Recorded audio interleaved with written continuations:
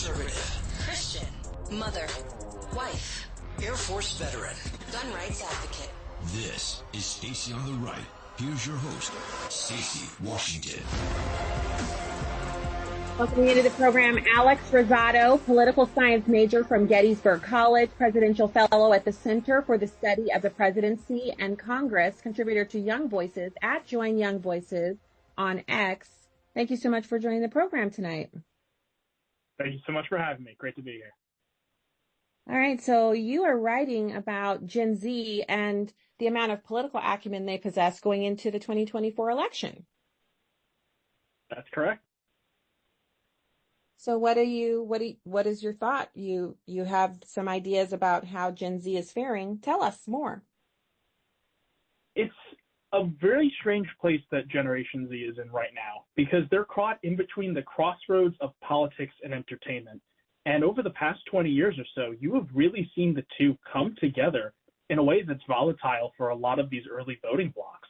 I mean, for Generation Z in particular, they are very caught up in the energy and the noise of politics rather than what actually matters, the policy.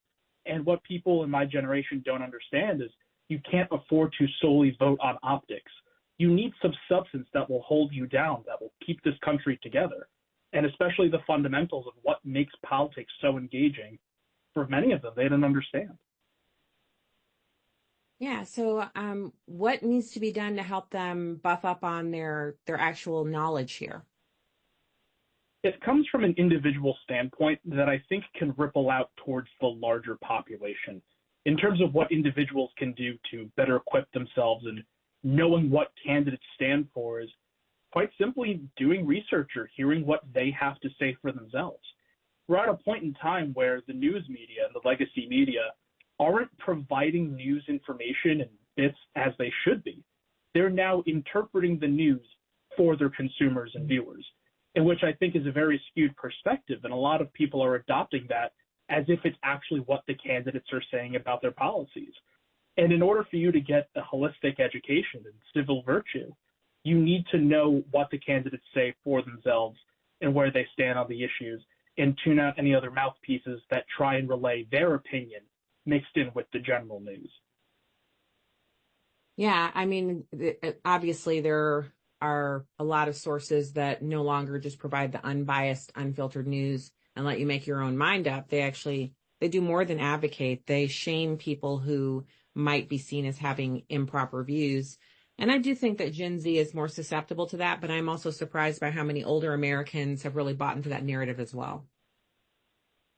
It's a horseshoe effect in that way, too, is that, say, older voting blocks and older generations, they're much as susceptible to this more clickbait mentality with news cycles and news media as much as younger audiences are, because we're all adapting to this and adapting to it at new speeds. And as new innovations come out, such as artificial intelligence, the lines also between unbiased fact-checking and social activism is increasingly getting blurred, especially with deepfakes as well.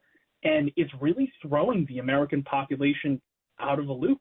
And if you're not caught in with those industry trends and can spot the subtle differences between reality and fabrication, then you're going to have a very difficult time trying to piece together exactly what's going on.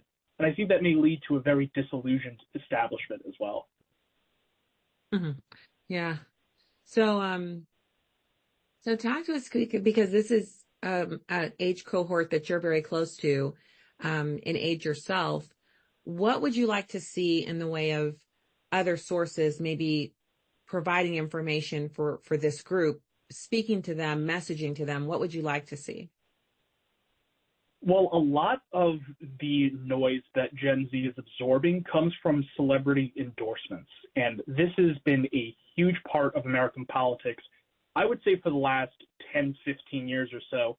But you've really started to see it come to a head under when President Trump was in office, and now that Kamala Harris has effectively kicked Joe Biden out of the race.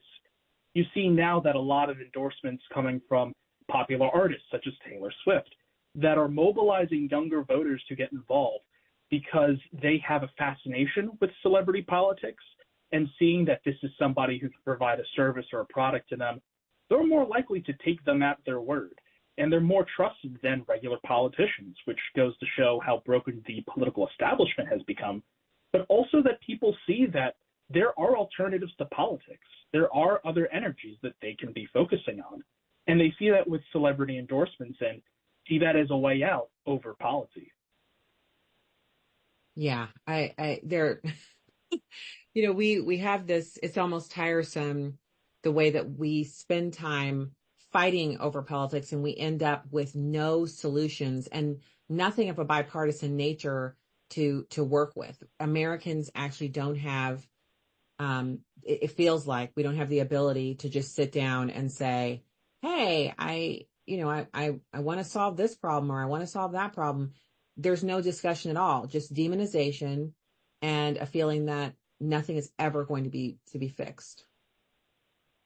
It's very unfortunate that we're in an environment where bipartisanship is dead on arrival, but cross-partisanship is very healthy and alive.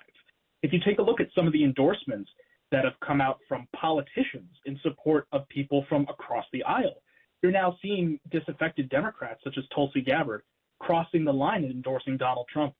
Robert F. Kennedy Jr., who was polling at 5% as an independent, and even before that, he was polling at his maximum 20% up against Joe Biden in the Democratic primaries last year. He crossed the aisle and endorsed President Trump. And then even on the flip side, you're seeing more establishment pro-war candidates such as the Cheneys now crossing over and endorsing Kamala Harris.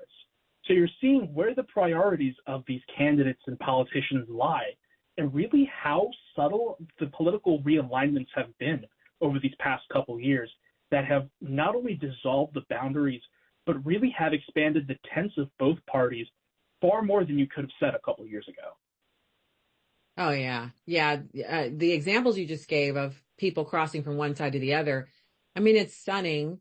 In some ways, it's disheartening, but people have a right to change their political views. And when they do, obviously there's also the result of the changing political views means you have people who will also be against you, or people who welcome you in. So it's a fascinating part of the discussion. So speaking strictly of, because I saw a lot of information about the difference in Gen Z voters when it comes to views of Israel, for example, post attack on, the October 7th attack. And the Gen Z cohort is the largest one in the polls that actually sides more with the Palestinians than they do with the Israelis. So there's definitely a different trend in that age group, even in their political perceptions of news stories.